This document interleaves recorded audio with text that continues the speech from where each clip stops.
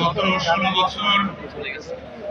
বাংলাদেশের এই নমরুদি এবং ফেরাউনি শাসন ব্যবস্থায়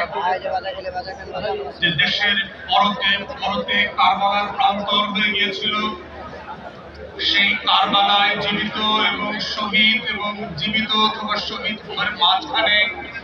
নাম না জানা হাজার হাজার পরিবার এবং ব্যক্তিবর্গ যারা আছেন,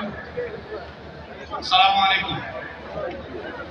বাংলাদেশের ইতিহাসের 800 বছরের পরে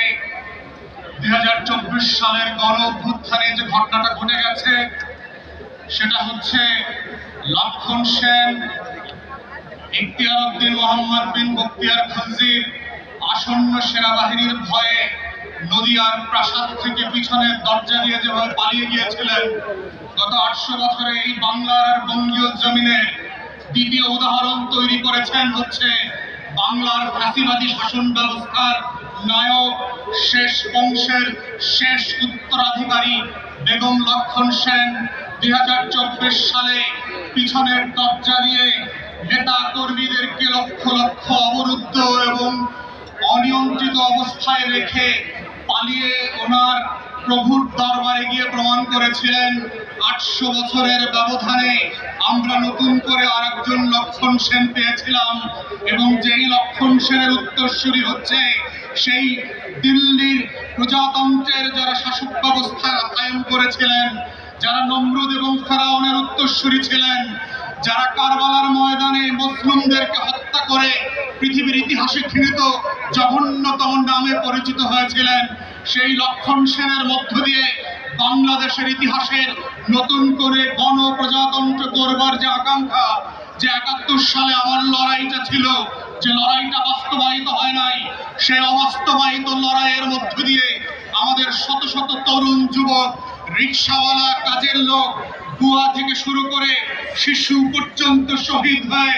নতুন বাংলাদেশ গড়বার যেই চৈতন্যকে জাগরণ করে দিয়ে গেছে, সেই চৈতন্যের প্রথমতম স্লোগান ছিল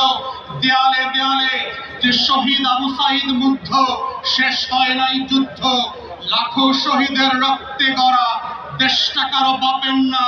অতএব বাংলাদেশটা কারো বাপের না।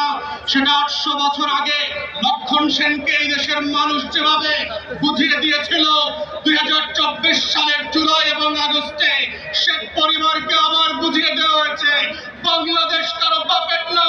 শেখ পরিবারের কাছে এই বাংলাদেশ 72 থেকে 75-এও ইজারা দেওয়া হয় নাই, 16 বছর ইজারা দেওয়া হয় নাই, আগামীতেও দেওয়া হবে না। যারা ব্যাকডোর দিয়ে আওয়ামী লীগকে পুনর্বাসনের দুঃস্বপ্ন দেখছেন, আওয়ামী লীগ যেভাবে বাংলার ইতিহাসে মুসলিম লীগ হয়ে গেছে, যারা আওয়ামী লীগকে পুনর্বাসনের চেষ্টা করবে, যারা সংস্কারের বদলে, বিচারের বদলে আওয়ামী লীগের নেতাদেরকে গ্রেফতার করবার বদলে লুটপাটের রাজতন্ত্র কায়েম করছে, তাদেরকে মনে করিয়ে দিতে চাই মুসলিম লীগের ইতিহাস থেকে শেখেন। আওয়ামী লীগ মুসলিম লীগের ইতিহাস থেকে শেখে নাই বলে 60-এর দশক আবার 24-এ এসে হাজির হয়েছে। তাই গণ অভ্যুত্থানের স্পিরিট হচ্ছে বাংলাদেশ বদলে দেবার বন্দোবস্ত, গণ অভ্যুত্থানের স্পিরিট হচ্ছে নতুন করে বাংলাদেশকে ফ্যাসিবাদ মুক্ত বাংলাদেশ গড়বার প্রত্যয় তৈরি করা, গণ অভ্যুত্থানের স্পিরিট হচ্ছে সংস্কার এবং পরিবর্তন, গণ অভ্যুত্থানের স্পিরিট হচ্ছে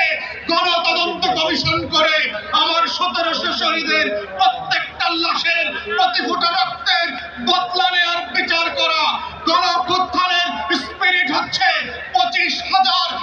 প্রতিবন্ধী এবং আহত মানুষকে বাংলাদেশের উত্তর প্রজন্মের কাছে পরিচিত করিয়ে দেওয়া, গণতদন্ত কমিশনের মধ্য দিয়ে গণ অভ্যুত্থানের স্পিরিটকে বাস্তবায়ন করবার জন্য আমরা এখন পর্যন্ত দেখি নাই অন্তর্বর্তীকালীন সরকার গত 4.5 মাসে একটা তদন্ত কমিশন করেছে। আমরা গত 4 মাসে দেখলাম না পিলখানা গণহত্যার জন্য যারা আমরা রাস্তায় রাস্তায় মিছিল করেছি গত বছরগুলোতে, তাদের বিচারের জন্য একটা তদন্ত কমিশন হয়েছে। আমরা এখন পর্যন্ত দেখলাম না গত 4.5 মাসে এই বিচার ব্যবস্থাকে ঠেলে সাজানোর জন্য ন্যূনতম আয়োজন করা হয়েছে। অন্তর্বর্তীকালীন সরকারের উপদেষ্টা আছেন, আমরা মনে করিয়ে দিতে চাই রাজপথের লড়াইকে ভুলে যাবেন না।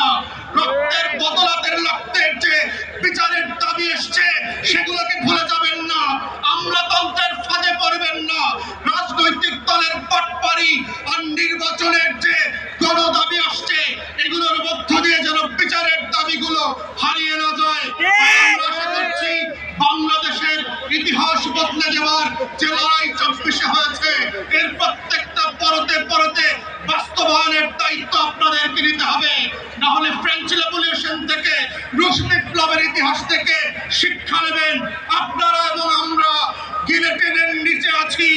বিচার করবেন, না হলে আমরাই বিচারের মুখোমুখি হব। এই বাস্তবতা ভুলে না গিয়ে বাংলাদেশে নতুন বাংলাদেশ করবার যে লড়াই, সেই লড়াইতে আপনারা লড়াইয়ের মতো করে শামিল হবেন, সেই আহ্বান জানিয়ে আমার বক্তব্য এখানে শেষ করছি। সবাইকে অসংখ্য ধন্যবাদ মায়ের ডাক এবং তার পরিবারদেরকে। আসসালামু আলাইকুম।